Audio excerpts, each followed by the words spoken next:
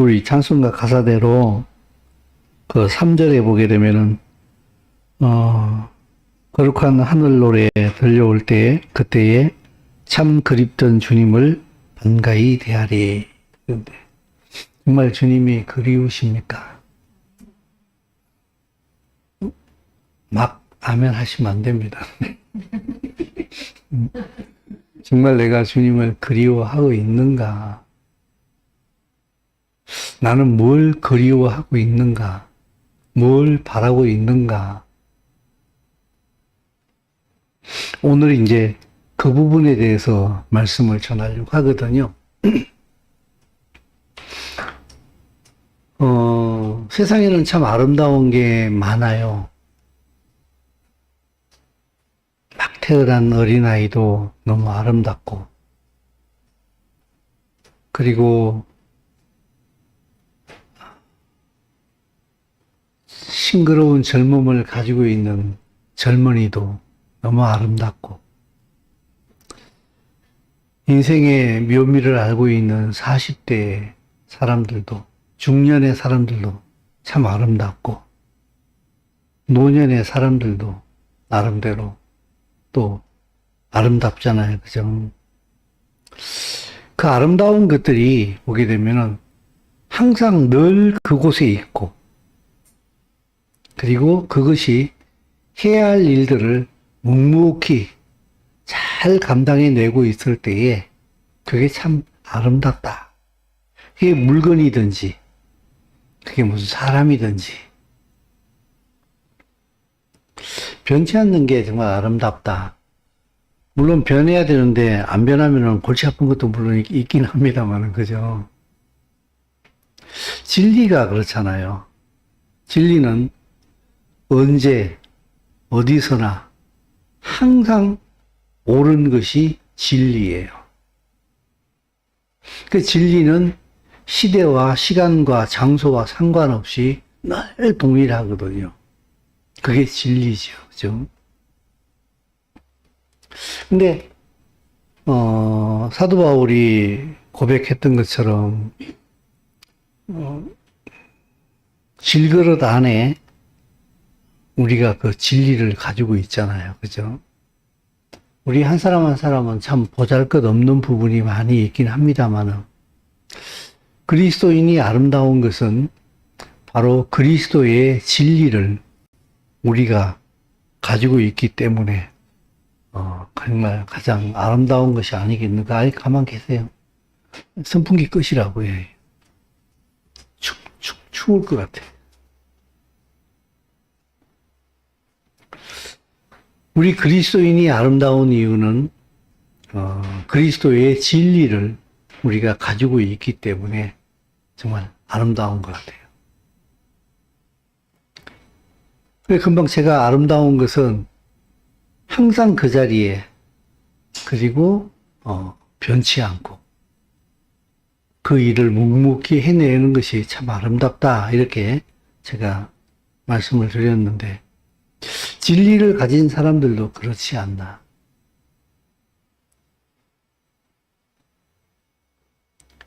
그 진리를 맨 처음에 받은 게 이스라엘이에요.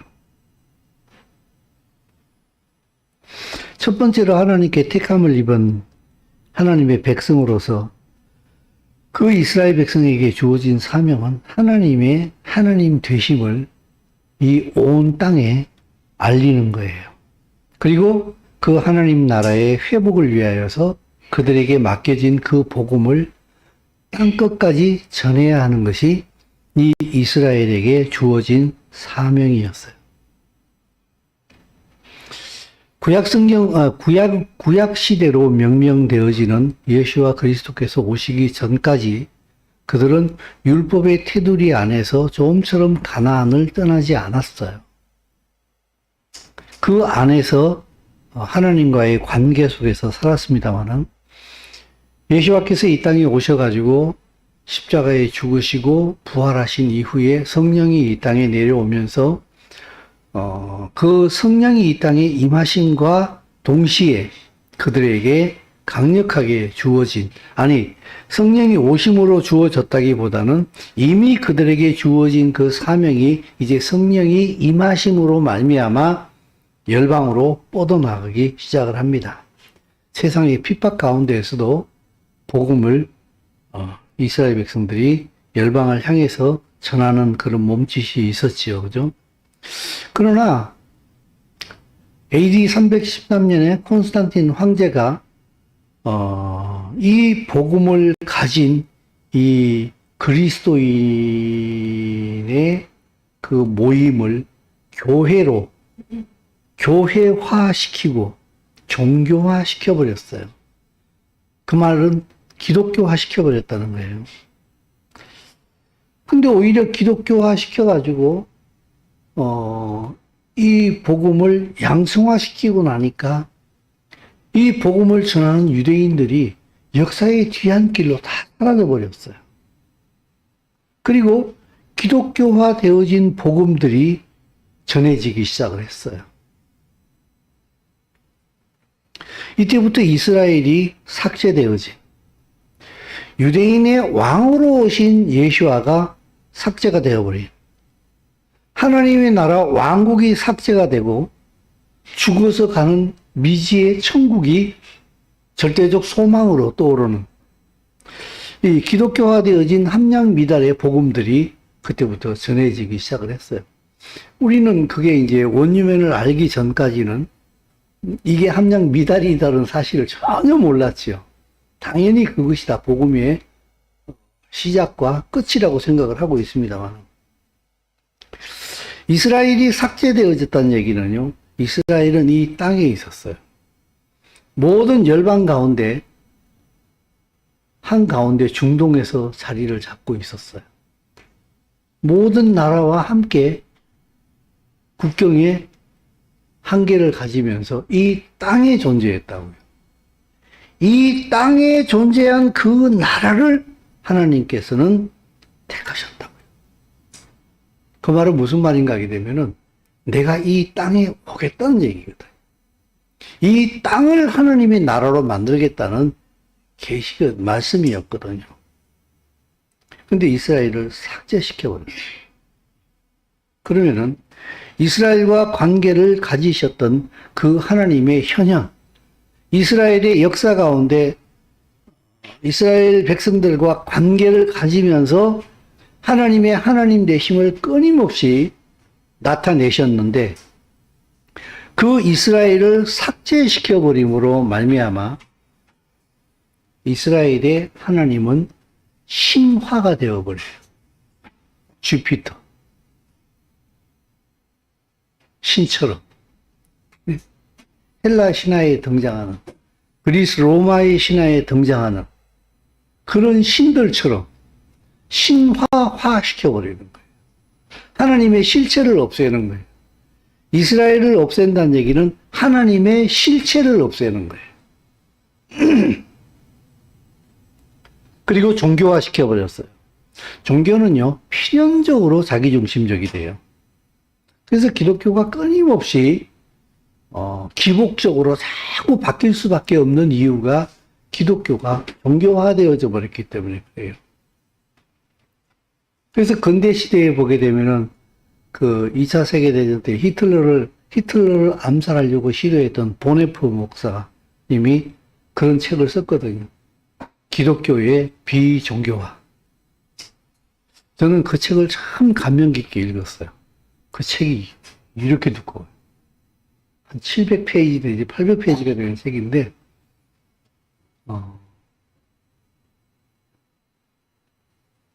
끊임없는 그런 시도들이 있어 왔는데, 기독교는 끊임없이 종교화되어지고 있어요. 근데 이건 필연적인 결과라는 생각이 들어요. 그렇게 될 수밖에 없다. 예수와 그리스도의 십자가를 개인 구원에다가 고착시켜버립니다. 예수와 그리스도의 십자가는 개인 구원을 받게 하는 데는 틀림없는 사실입니다. 100%, 200%, 300%, 1000% 맞는 얘기입니다. 그러나 예수와 그리스도의 십자가는 개인 구원만으로 끝나는 게 아니에요. 그 예수와의 십자가는 유대인을 율법의 저주에서, 자기 백성을 율법의 저주에서 풀어내심으로 말미암아 그 율법의 계명의 담을 허물어 내십니다. 그래서 그 이스라엘을 이방인과 하나가 되도록, 율법의 담이 이방인과 유대인을 막고 있었는데 이들을 하나로 만드십니다.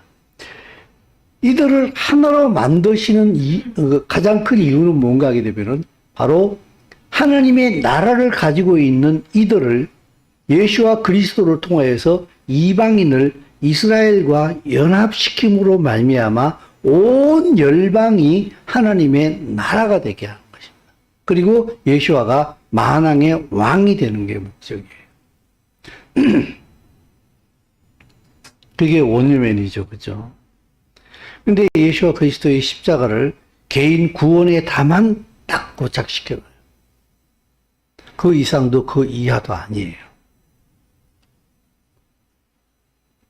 그래서 내가 죽어서 갈 천국만을 소망하고 사는 거예요.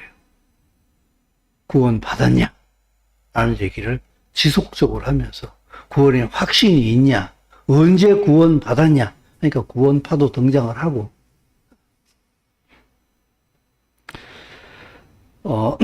죽어서 갈 천국은 없어요. 이 땅에서 내가 예수와를 믿고 성령으로 거듭나서 이 땅에서 내가 이미 예수와를 통하여 임하신 그 하나님의 나라를 누리지 못한다면은 완성시키실 예수와가 이 땅에 오심으로 인하여서 완성시킬 그 하나님의 나라에도 못 들어가요. 하나님의 나라 백성은 이미 하나님의 나라를 살고 있어야 돼요.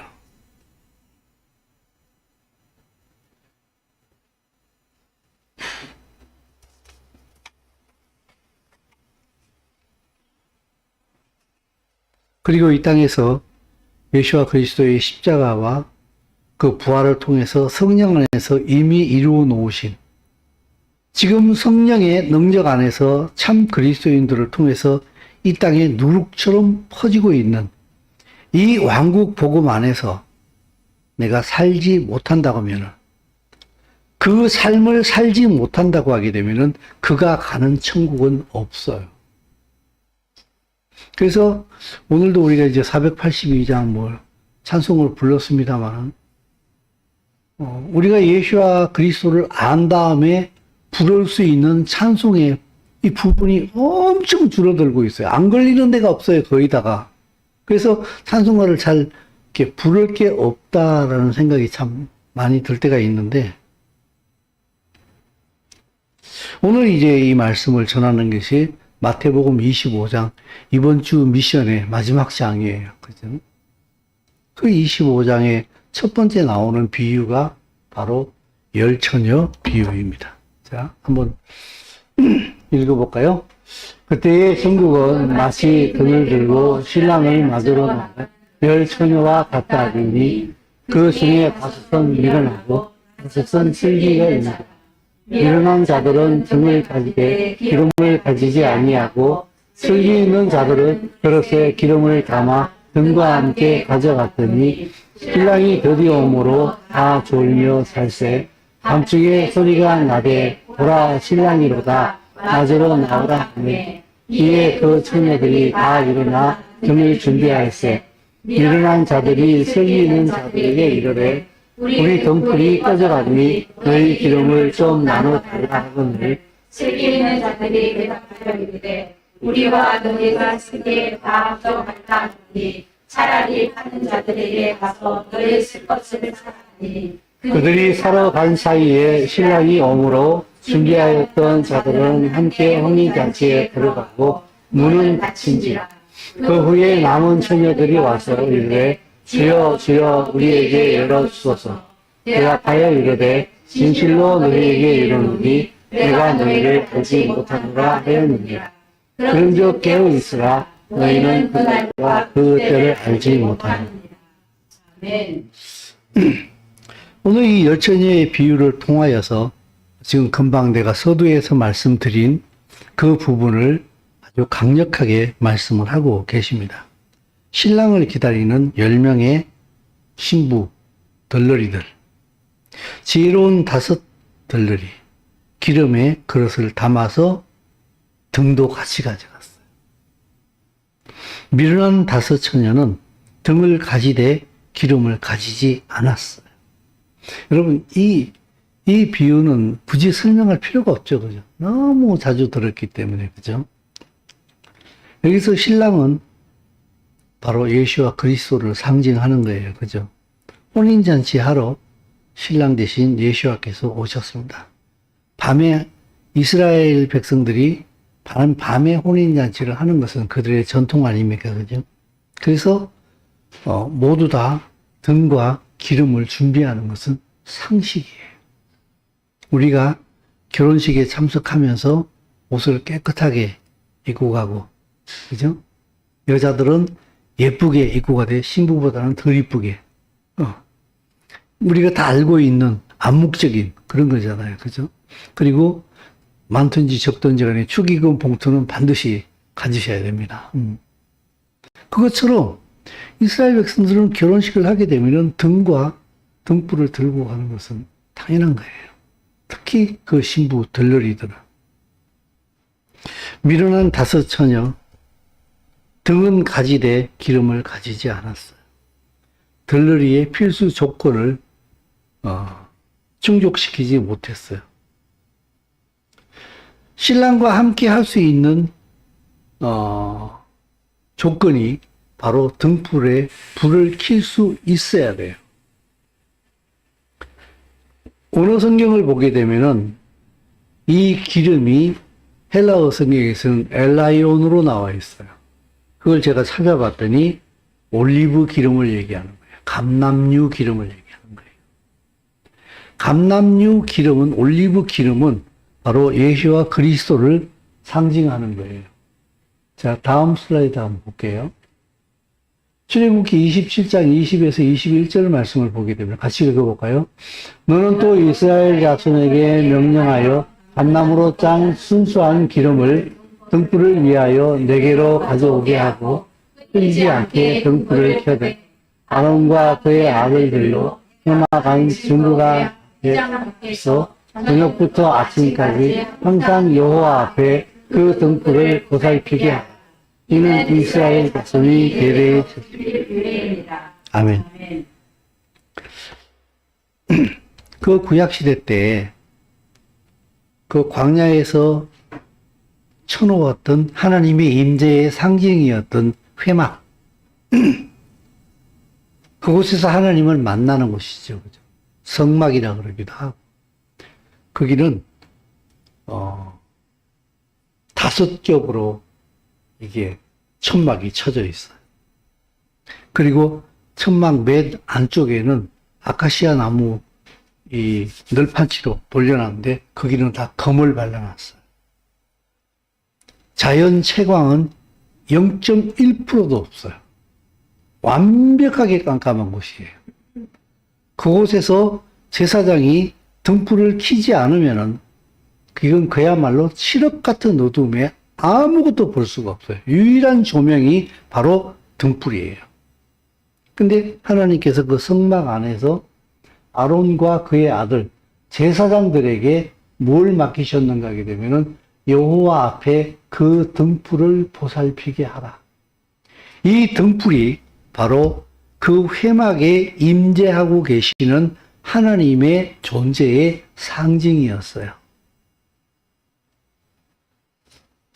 그 빛을 보존하는 것이 이스라엘 백성들 그 제사장의 사명이었거든요. 신랑이 왔을 때에 그를 맞이하는 처녀들은 감람류가 든 이 등잔을 들고 그 혼인잔치에 참여해야 돼요. 그래야만이 그 왕으로 오신 예수와 그리스도와 그 신랑과 만날 수 있는 조건이 이 기름에 등불이 켜져 있는 이 등잔을 가지고 가는 것이 공통분모를 만드는 거예요. 감람류는 예수와 그리스도를 상징한다 그랬어요. 예수와 그리스도가 이 땅에 오셨을 때에 그 등잔을 들고 간다는 얘기는 무슨 말인가 하게 되면은 이 예수와 그리스도와 동일한 마음을 가지고 있다는 거예요.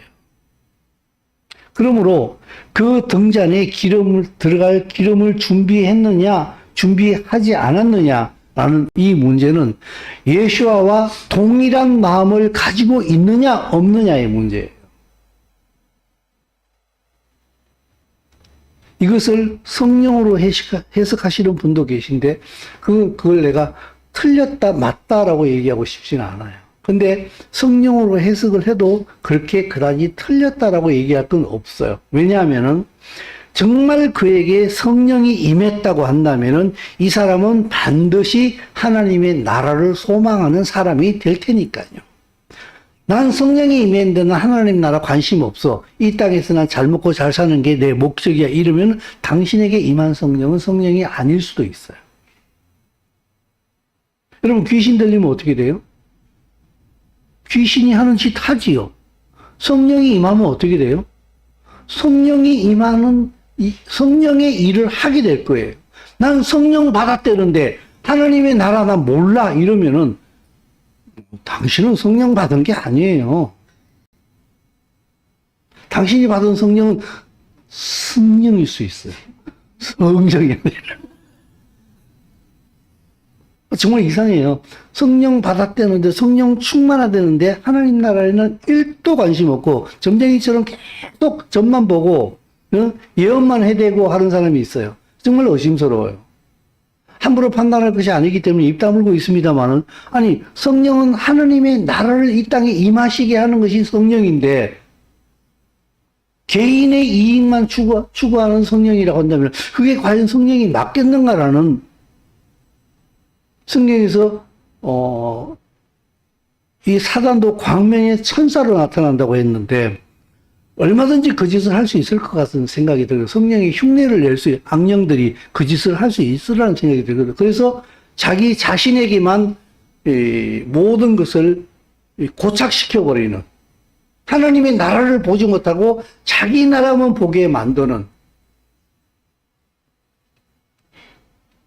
그런 성령이 아니라는 생각이 들어요. 그죠? 그래서 정말 내게 성령이 임했다고 얘기되면 하나님의 나라를 추구하게 되고 그 하나님의 나라를 추구했기 때문에 왕 대신 예수가 오셨을 때에 그 왕이 전혀 부담스럽지도 않고 그분이 이상하지도 않고 바로 그분의 나라로 같이 합류할 수 있게 되는 거라는 사실입니다. 그런 의미에서 예수께서 말씀하신 이 기름이 준비되지 아니한 이 5명의 게으른 처녀들, 이들은 하나님의 나라에 관심이 없었다는 거예요. 아니 신랑 맞았는데 이제 밤새도록 잔치해야 되는데 들러리로서 분명히 등잔에 불을 켜려면 기름이 있어야 되는데 등잔만 들고 있는 거예요. 이게 뭐 하겠다는 거예요, 그러면? 신랑에 대해서 관심이 없었다는 거예요. 그렇기 때문에 기름을 준비 안 한 거예요.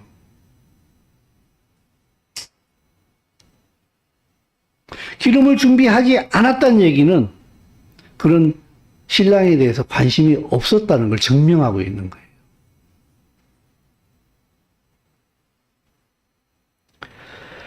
여러분, 이 열처녀 비유를 주님께서 끝내시면서 말씀하시기를 그러므로 너희는 깨어 있으라고 얘기를 합니다. 이 열처녀의 비유의 굉장히 중요한 한 핵심은 깨어서 미리 준비하라. 신랑이 오기 전에 미리 준비하라는 얘기거든요. 근데 이 비유의 또 다른 핵심 하나는 무엇인가 하게 되면 종말은 종말에 준비가 불가능하다는 걸 얘기하는 거예요. 신랑이 들이닥쳤어요. 그제서 야 기름 없다 빨리 야 좀 나눠서 자. 여러분 진리는 굉장히 정확합니다. 5 처녀가 뭐라 그럽니까? 나눠서 쓰다가는 너희도 부족하고 우리도 부족하다. 기름 장사한테 가서 사와라. 사러 갔습니다. 그새 문은 닫혀버렸습니다.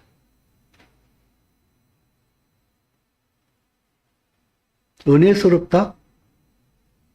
은혜스럽다는 얘기는 대충 넘어간다는 얘기가 아닙니다. 은혜스럽다는 얘기는 얼렁뚱땅 넘어간다는 얘기가 아닙니다. 교회 댕겼으니까 그냥 봐주세요.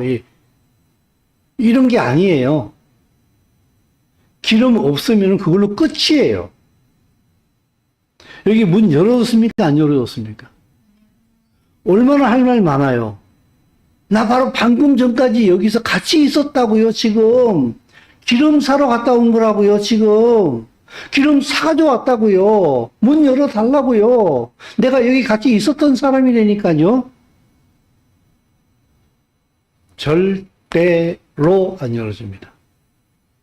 진리는 그렇습니다. 언약은 그렇습니다. 언약은 계약입니다. 예수와 그리스도 안에서 진리로 우리는 계약을 맺은 사람들입니다. 대충 교회 댕겼으니까 봐주세요. 없어요. 그런 사람. 그런 거 없어요.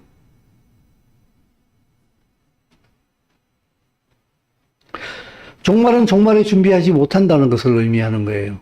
마지막은 마지막에 준비를 못해요.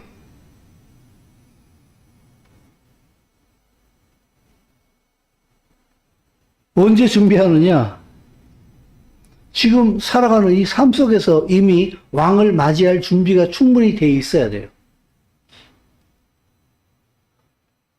그래서 준비되어진 사람은 왕이 언제 오든지 간에 문제가 되지 않아요.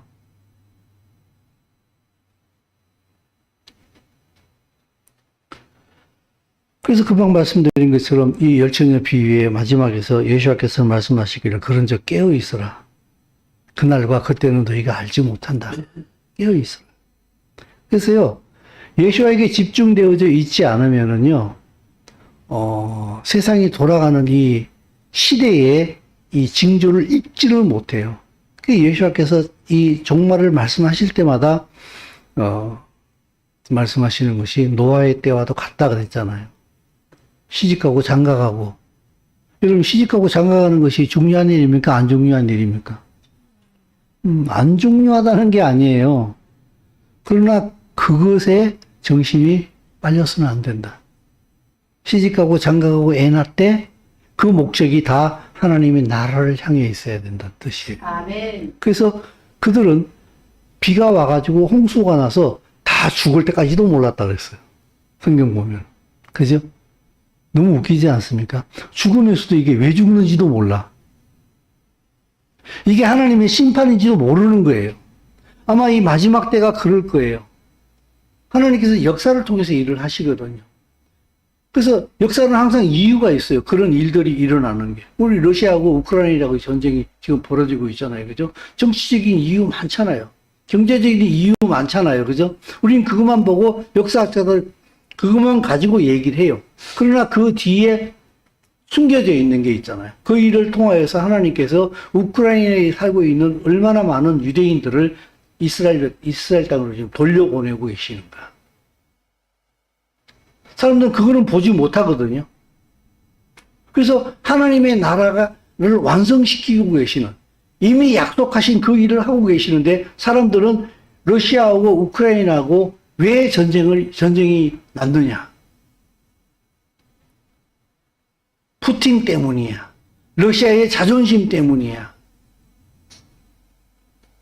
하나님은 그걸 이용하시는 거예요. 그걸 이용하셔서 사람들이 진리를 알지 못하면 절대 보지 못하는 그 일들을 역사의 뒤안길에서 조용히 강력하게 일을 진행하고 계시는 거예요. 그래서 우리는 그걸 보면서 하나님께서 지금 일하고 계시는구나. 하나님의 나라가 이 땅에 이루어질 때가 굉장히 가까워 오고 있구나. 그래서 우리의 신앙을 다시 한번 점검하고 나는 과연 그 왕으로 섬기는 삶을 살고 있는가? 그분을 내가 맞이할 수 있는 준비가 되어 있는가? 라는 것을 보게 되는 것이죠. 그래서요, 그 뒤에 보게 되면은 이제 어느 한 주인이 먼 나라로 출장을 하면서 종들에게 5달란트, 2달란트, 1달란트를 맡기고 그들이 열심히 일을 하고 다시 돌아왔을 때에 이제 정산하는 그 비유가 나오지 않습니까? 그거는 제가 슬라이드를 일부러 안 만들었어요. 찾아보세요. 마태복음 25장 말씀입니다. 마태복음 25장 14절서부터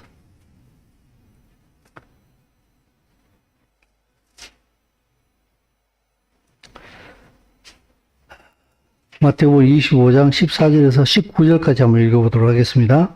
또 어떤 사람이 타국에 갈 때 그 종들을 불러 자기 소유를 맡김과 같으니 각각 그 재능대로 한 사람에게는 금 5달란트를, 한 사람에게는 2달란트를, 한 사람에게는 1달란트를 주고 떠났더니 5달란트 받은 자는 바로 가서 그것으로 장사하여 또 5달란트를 남기고 두 달란트를 가지고 같이 하여 또2 달란트를 남겼으며 1달란트 받은 자는 가서 땅을 파고 그 주인의 돈을 감추어 두었더니 오랜 후에 종들이 주인이 돌아와 그들과 결산할세. 아멘.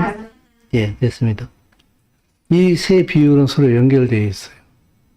열처녀 비유에서 주님께서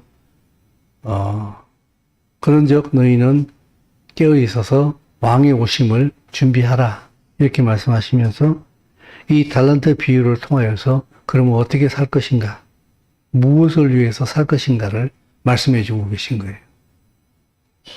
5달란트 받은 자요. 이게 계산을 해봤더니요 100년치 임금이에요. 한 성인 남자가 100년 동안 일을 해서 벌어들일 수 있는 돈이 5달란트예요. 어마어마한 돈이에요, 이 돈은요. 그러면 2달란트는 몇 년일까요? 네? 40년. 1달란트는 20년 임금이에요. 1달란트도 결코 적은 게 아니었어요. 그죠? 근데 16절과 17절 말씀을 보게 되면은 5달란트 받은 자와 2달란트 받은 자는 바로 가서 장사하기 시작했어요. 여러분, 회사 다니지 말고 장사하세요. 이 얘기하는 거 아니에요. 그죠? 그 얘기하는 것이 아니라 내게 주어진 것이 주인의 것임을 알고 내 삶의 주권이 나를 구원하신 예수와께 있음을 알고 그 주인의 뜻을 따라서 살아가라 하는 것이 이 달란트 비유의 핵심이에요. 얼마를 많이 벌어들였느냐, 벌어들이지 않았느냐는 하나도 중요하지 않아요. 네가 주인의 뜻대로 살았느냐, 안 살았느냐. 분명히 14절에 보세요. 또 어떤 사람이 타국에 갈 때 그 종들을 불러 뭐를 맡겼다고요? 자기 소유를 맡겼다고요. 자기 소유. 여러분, 우리가 가지고 있는 이 생명, 젊음, 기술, 능력, 환경, 이 모든 것은 하나님으로부터 온 것인 줄로 믿습니다. 그래서 5달란트, 2달란트, 1달란트 차등이 있었던 것처럼 어떤 사람은 좀 많이 가졌을 수 있고 어떤 사람은 덜 가질 수 있고 어떤 사람은 더 많은 능력을 가지고 있을 수도 있고 어떤 사람은 능력이 적을 수도 있어요. 그러나 주인에게는 그것이 아무런 상관이 없어요. 네가 어디를 바라보고 너에게 주어진 것들을 사용하고 살았느냐, 이것이 가장 중요할 뿐이에요. 그래서 5달란트 받아서 5달란트 남긴 종이나 2달란트 받아서 2달란트를 남긴 종이나 주인의 칭찬은 똑같았어요. 그리고 그들에게 주어진 축복은 내 주인의 기쁨에 참여해라, 이것이었어요. 1달란트 받은 종은요, 땅을 파고 그 주인의 돈을 감추어 두었어요. 이 1달란트 받은 종은 주인을 판단해요. 이 돈 가지고 떨어먹다가는 나는 죽을 수도 있어. 24절, 25절 같이 읽어보겠습니다. 1달란트 받았던 자는 와서 이르되 주인이여 당신이 굳은 사람이라. 심지 않은 데서 거두고 해치지 않은 데서 모으는 줄을 내가 알았으므로 두려워하여 나가서 당신의 달란트를 땅에 감추어 두었나이다. 보소서 당신의 것을 가지셨나이다. 그대로 묻어뒀다가 그대로 가져왔습니다. 이 사람은 자기만 생각했어요. 주인의 의도를 전혀 헤아리지 않았어요. 내가 이것 가지고 장사하다가 사업하다가 미천을 내가 잃어버리면은 주인에게 아주 크게 혼날 수 있다라는 생각만 가지고 그는 땅에다 묻어뒀거든요. 이 사람은 주인의 생각을 전혀 하지 않아요. 자기만 생각했어요. 이게 이 땅을 살아가는 수많은 사람들의 모습입니다. 뭐 공부를 하든지 사업을 하든지 장사를 하든지 회사를 다니든지 전업주부를 하고 있든지 이게 상관없어요. 그게 도둑질만 아니고 성경이 정하는 죄의 범주에 해당하는 일만 아니면 돼요. 무엇을 하든지 간에 가장 중요한 것은 내가 그 일을 하되 하나님의 나라의 목적으로 이 일을 하고 있는가 아닌가, 이게 가장 중요한 거예요. 아무리 당신이 이 땅에서 큰 돈을 벌었다 할지라도 당신이 하나님의 나라를 목적하고 있지 않다고 하게 되면은 그냥 그 돈은 그냥 동전 덩어리요, 종이 쪼가일 뿐이에요. 하나님 앞에 당신이 그렇게 수고해서 벌어들인 그 모든 돈들은 하나님 앞에서는 0.00001%도 인정되지 않아요. 어떤 가치관으로 내가 지금 이 일을 하고 있는가라는 이게 가장 중요할 뿐입니다. 사업을 성공하지 마세요. 장사해서 돈을 벌지 마세요라는 말이 아니라 내가 그 돈을 벌려고 하는 그 목적이 어디에 있느냐 하는 이 말이에요.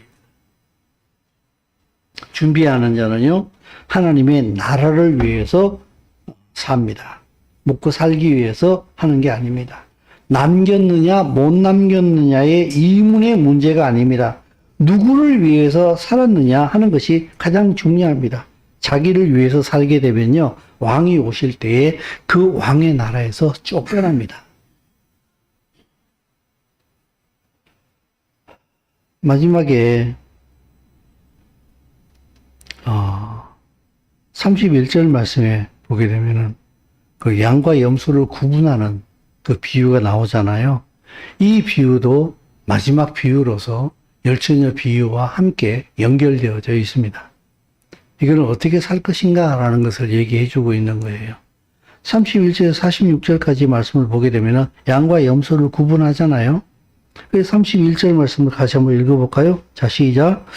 인자가 자기 영광으로 모든 천사와 함께 올 때에 자기 영광의 보좌에 앉으리니, 거기 앉아서 양과 염소를 구분하기 시작합니다. 양은 오른쪽에, 염소는 왼쪽에 둡니다. 근데 그들을 구분해가지고 한쪽은 의인이라고 예수와께서 칭하십니다. 그리고 그들을 향해서 말씀하시기를 창세로부터 너희를 위하여 예비되어진 그 나라로 들어가라, 이렇게 얘기합니다. 근데 왼쪽에 있는 염소로 분류되어진 그들에게는 뭐라고 말씀하시는가 하게 되면은 지옥 불로 들어가라고 얘기합니다. 근데 이것이요, 그들을 양과 염소로 구분하는 데에 여기에 얼마나 믿음이 좋았느냐, 이런 얘기가 단 한마디도 안 나와요.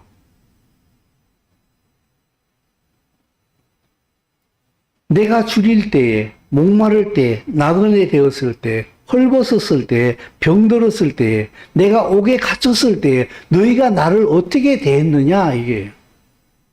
그래서 그 양으로 분류되어진 사람들에게 너희들은 내가 헐벗었을 때에 와서 옷 입혀줬고, 줄일 때에 먹을 걸 줬고, 목마를 때에 마실 물을 줬고, 나그네 되었을 때 나를 영접해줬고, 병들었을 때 내게 문안왔고, 내가 옥에 갇혔을 때 면해왔다, 이렇게 얘기해요. 그 의인들은 뭐라 그래요? 언제 주님이 옥에 갇혔어요? 언제 주님이 병들었어요? 언제 주님이 나그네 됐어요? 언제 주님이 줄이셨어요? 목말랐어요? 가장 작은 자에게 한 것이 곧바로 내게 한 것이다. 이렇게 말씀하셨어요. 그리고 반대로 똑같이 얘기했잖아요. 그 염소로 분류되어진 왼쪽에 있는 악인들에게는 뭐라고 말씀하십니까? 너희들은 내게 이렇게 하지 않았다고 얘기해요. 언제 주님이 그랬습니까? 주님이 그랬으면은 우리가 면회도 가고 영치금도 넣어드리고 병문안도 가고 옷도 입혀드리고 물도 드리고 밥도 사주고 집으로 영접하고 다 했을 텐데요. 내게 가장 작은 소자에게 하지 않은 것이 곧 내게 안 한 것이다. 이렇게 말씀하셨어요. 사랑하는 성도 여러분, 이게 뭔 말이에요? 여기 믿음이라는 얘기 한마디도 없어요. 네? 믿음으로 양과 염소를 분류하지 않아요. 양과 염소는 뭘로 분류되어지는지 압니까? 예수와 께 어떻게 했느냐로 분류되어집니다. 그 믿음은 필요 없는 거예요? 아니에요. 믿음이 있는 사람은 이렇게 살고 믿음이 없는 사람은 이렇게 삽니다. 믿음이 있는 사람은 예수아가 왕이라는 사실을 알고 있는 사람은 이렇게 삽니다. 그러나 예수아가 왕이라는 사실을 말로는 알고 있는데 실제로 알지 못하는 사람은 이렇게 삽니다. 염소처럼 삽니다. 열처녀 비유에서 그 어리석은 다섯 처녀로 분류되어지는 그 처녀들이 신랑이 온다는 사실을 알았습니까? 몰랐습니까? 알았는데 왜 기름 준비 안 해요?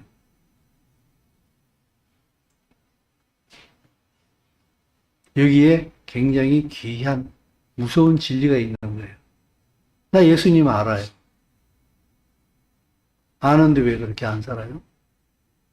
성경은 뭐라고 얘기하는 줄 아세요?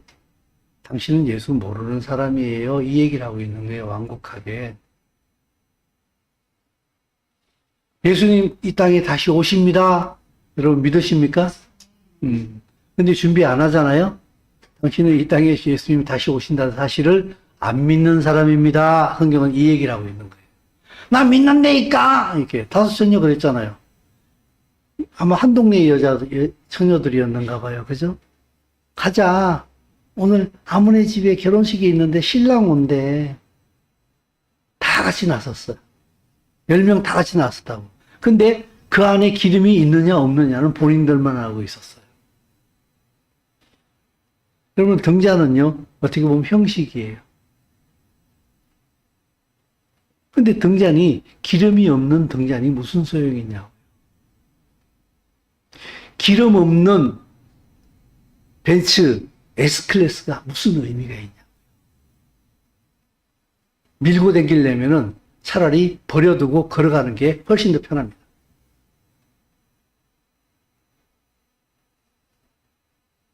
기름 없는 등잔이 무슨 의미가 있냐고요.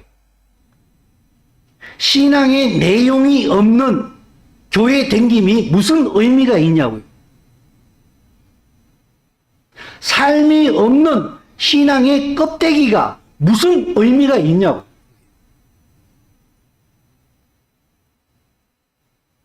성경은 예수가 왕으로 오신다. 준비해라.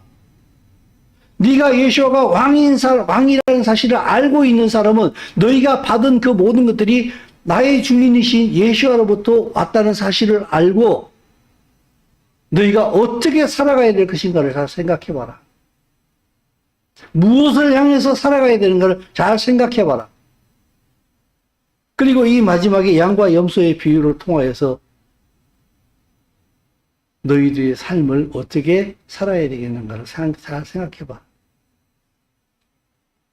예수가 왕인 줄 믿는 사람들은요, 사랑이 있어요. 내 옆에 형제가 줄일 때, 목마를 때, 나그네 되었을 때, 헐벗었을 때, 병들었을 때, 옥에 갇혔을 때 절대로 못 본 척하지 않습니다. 근데 예수를 믿으면서도 나밖에 몰라요. 이 나밖에 모르는 사람들의 삶을 보게 되면 계속 싸워요. 계속 싸워요.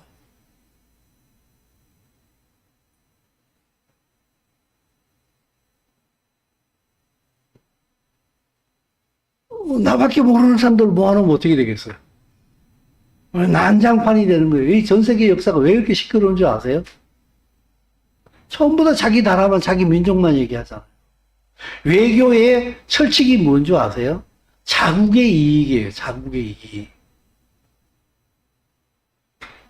지금 보세요. 러시아하고 중국이 또 이제 막 연합해가지고 지금 군사훈련하고 있잖아요. 왜 그래요? 미국 주도의 이 모든, 이 세계 정세가 흘러가는 게 불만이다는 거예요. 중국은 대만 먹고 싶은데 미국이 또 대만에다가 막 미국 무기 막 팔아요, 지금. 그러니까 막 열받아가지고, 어이씨, 그럼 우리가 어떻게 대만 먹으라고 하면서 막 러시아하고 힘을 합쳐가지고 으쌰으쌰 막 하는, 왜 이렇게 시끄러워요? 자국의 이익을. 그래요, 여러분. 나밖에 모르는 사람에게는 하나님의 나라가 없어요. 이 사람의 삶은 피곤해요. 그래서 늘 우울한 거예요. 아니면 늘 화가 차 있든지. 그냥 나 중심이기 때문에 내 뜻대로 세상이 내 뜻대로 돌아갑니까? 안 되잖아요. 그러니까 힘이 없으면 우울에 빠지든지, 힘이 있으면 어떻게 돼요? 맨날 주먹 휘두르고 다니는 거예요. 내 뜻대로 다 때려 부시고 다니는 거예요. 다 내 말에 복종해, 이런 식이에요. 여러분, 그래서요, 사실은요, 우울증에 빠지는 사람이나 교만에 빠져가지고 지 혼자 길길이 날뛰는 사람이나 둘 다 똑같은 사람이에요. 이 우울증에 빠진 사람이요, 나중에 지 마음대로 다 되고요, 지가 원하는 대로 다 되잖아요. 하늘 높은 줄 모르는 교만한 사람이 되는 게 바로 이 사람이에요. 이게 똑같은 얘기예요. 왜 이 양들은 소자가 줄일 때, 목마를 때, 나그네 되었을 때, 헐벗을 때, 병들었을 때, 옥에 갇혔을 때 그들을 보살피느냐? 예수아가 왕인 줄을 알고 있는 사람들의 삶이 바로 이러한 거예요. 어떻게 살고 계십니까? 세 비유는 연결되어 있습니다. 당신은 나밖에 없이 지금 내가 교회 오는 이유는요, 교회 열심히 와야지 주님이 내 기도 들어주시지 않겠어요? 주님이 내가 교회 열심히 와야지 나를 축복해 주시지 않겠어요? 그래야지 내 삶이 좀 평탄하지 않겠어요? 당신의 믿음은 1000% 잘못된 믿음입니다. 1000% 잘못된 믿음입니다. 그게 기독교입니다. 기복적인. 이걸 옳지 못해요. 진리는 그 얘기를 하지 않아요. 진리는 예수와 안에서 이미 완전한 그 샬롬을 누리고 있기 때문에 소자에게 자기를 내주는 삶을 살게 됩니다. 사랑하는 성도 여러분, 저는 여러분들이, 저도 마찬가지겠습니다만은, 부족합니다만은 하나님의 나라의 가치로 살아가려고 몸부림치고 있는 줄로 믿습니다. 염려하지 마십시오. 하나님께서 지키시고 축복하십니다. 때로 우리가 나 중심의 판단을 하고 나 중심의 행동을 한다 할지라도 이게 잘못됐구나 하고 기꺼이 돌이킬 줄 아는 이 사람, 하나님의 진리 때문에 돌이킬 줄 아는 이 사람, 이들을 하나님께서는 지대한 관심을 가지고 바라보고 계십니다. 그리고 축복하실 줄로 믿습니다. 그러므로 이 시대에 절대로 우리가 조심해야 될 한 가지가 있는데 두려움입니다. 두려움은 우리를 얼어붙게 만듭니다. 진리로 살지 못하도록 만듭니다. 그래서 요한계시록에 보게 되면은 두려움에는 형벌이 따라온다 그랬어요. 두렵다는 얘기는 믿음이 없다는 얘기예요. 두렵다는 얘기는 주를 완전히 의지하고 있지 않다는 얘기예요.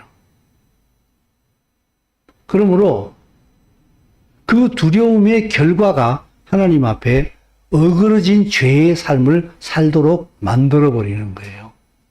순진한 것은 좋은 거예요. 그러나 순진한 사람은요, 선과 악을 구분하지 못해가지고 악을 따라가 버릴 수가 있어요. 그래서 지혜로워라고 성경은 동시에 같이 말씀하시는 거 아니겠습니까? 사랑하는 성도 여러분, 당신은 주어진 오늘의 삶을 누구를 위해서 살고 계십니까? 사실은 이렇습니다. 우리가 눈에 보이는 어떤 행동 한 가지를 가지고 이 사람은 이렇다, 저 사람은 저렇다 이렇게 판단하기가 되게 어려워요. 그 판단하면 미스가 많아요.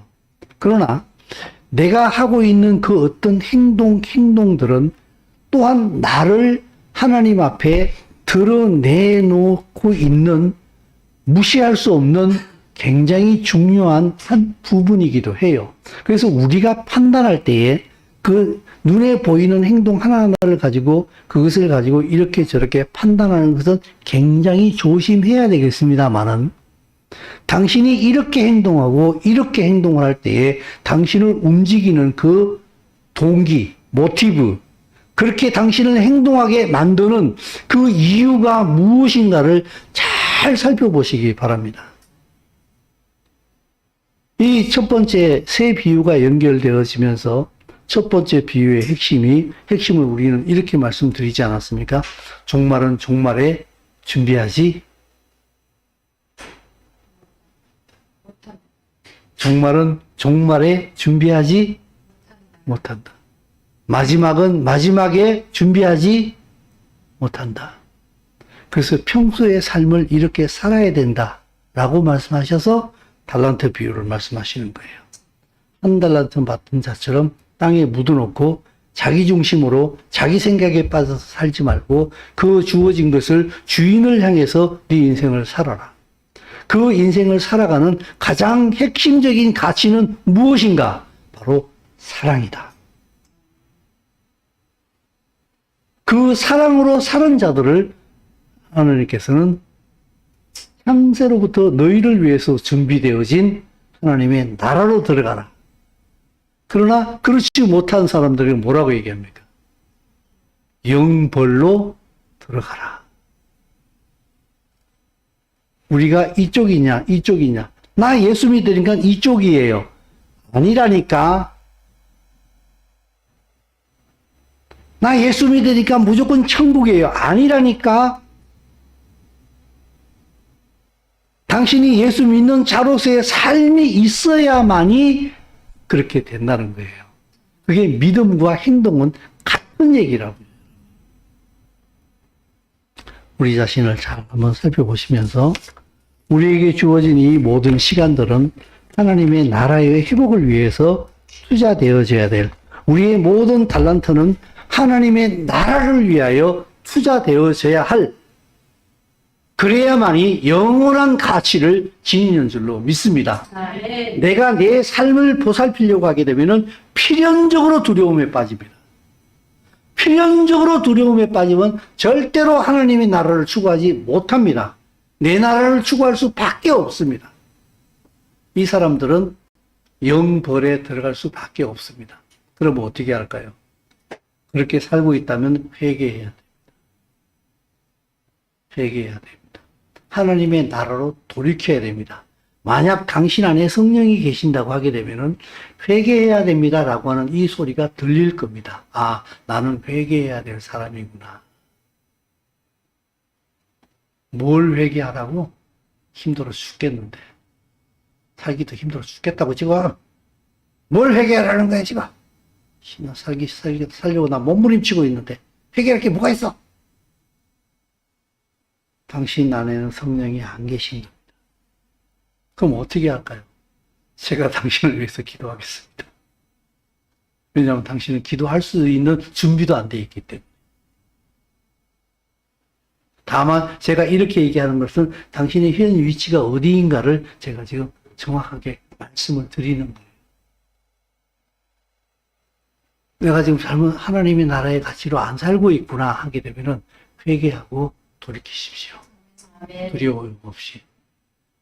그리고 내가 하나님의 나라의 가치로 지금 살려고 지금 열심히 그렇게 달려가고 있습니다. 주님께서 당신을 축복하실 줄로 믿습니다. 서로 그들을 위해서 기도하면서 우리가 끝까지 잘 달려갈 수 있게 믿음 안에서 서로 격려하고 서로 밀어주고 끌어줘야 할 줄로 믿습니다. 아멘. 이 시간 우리 다 같이 하나님 앞에 오늘 이 말씀을 잠시 생각하시면서 나는 지금 어떻게 살고 있는가 한번 돌이켜보십시오. 그리고 우리 주위에 하나님의 나라의 가치로 살지 못하고 연약하여서 자기에게 빠져있는 성도들이 있다고 한다면 그들이 정말 그들의 눈을 열어주셔서 회개하고 하나님의 나라의 가치로 돌이킬 수 있게 해달라고 그들을 위해서 기도합시다. 그리고 또한 하나님의 나라의 가치로 살려고 하고 있는 자들이 있다고 한다면 더욱더 힘을 주셔서 함께 하나님의 나라를 향해 달려갈 수 있도록 은혜를 달라고 그들을 위해서도 같이 기도하기 바랍니다. 다 같이 기도하겠습니다.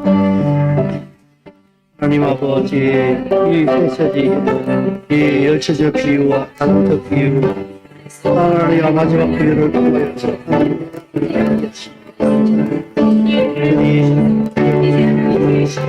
이 말씀을 전하고 있는 저에게 은혜를 주시옵소서. 말로만 전하고 아버지 정말은 준비할 수 없는 줄 압니다. 그러므로 주님의 나라의 가치로 오늘을 살게 하여 주시옵소서. 주님의 하나님 나라의 가치로 살지 못하고 있는 자들을 판단하기 이전에 정말 그들이 주님의 나라의 가치로 돌이킬 수 있도록 하나님의 나라의 가치로 돌이킬 수 있도록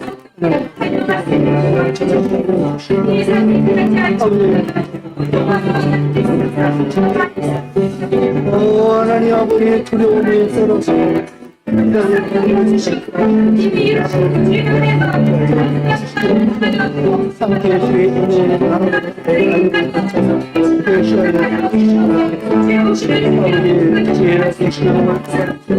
하나님의 나라를 달려가는 또 온전히 바라보게 하여 주시옵소서.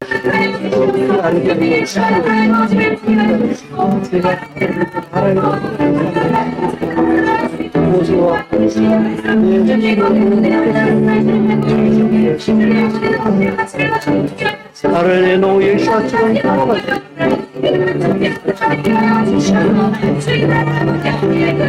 성령이여 이 나라에 모인 자들 성령이여 이 나라에 모인 자들 하나님 나라의 가치로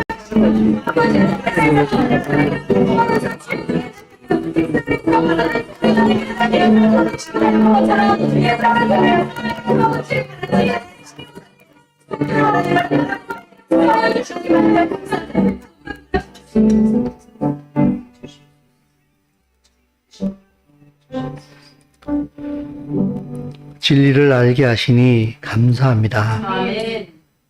진리로 인하여 교만하지 않게 하여 주옵소서. 아멘. 진리로 인하여 판단하는 자의 자리에 서지 않기를 원합니다. 아멘. 진리의 눈으로 바라보고 사랑하게 하여 주시옵소서. 아멘. 우리에게는 재판하고 판단할 수 있는 권한이 주어진 것이 없는 줄로 압니다.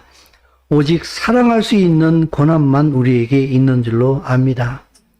연약한 자들, 우리가 기도하지 않고 더 온전한 사랑을 그들에게 보여주지 못했기에 믿음으로 비롯되어진 그 완전한 사랑을 그에게 보여주지 못했기에 그들이 여전히 연약하여 휘청거리고 주 안에서 안식을 누리지 못하는 줄 압니다.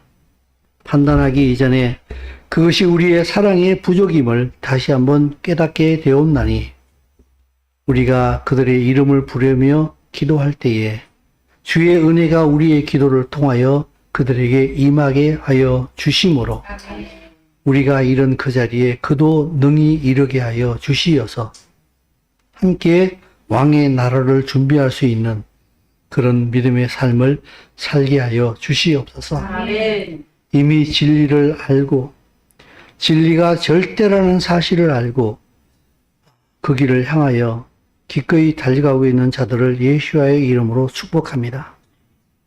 지혜와 계시의 영을 허락하여 주시어서 하나님의 영광을 보게 하여 주심으로 두려워하지 아니하고 마땅히 가야 할 길로 마땅히 달려갈 줄 아는 그들 되게 하여 주시어서 아멘. 하나님의 나라가 그들을 통하여 확장되게 하여 주시옵시고 주님 오시는 그날에 하나님의 나라에서 별과 같이 빛나는 우리가 될 수 있도록 축복하여 주시옵소서.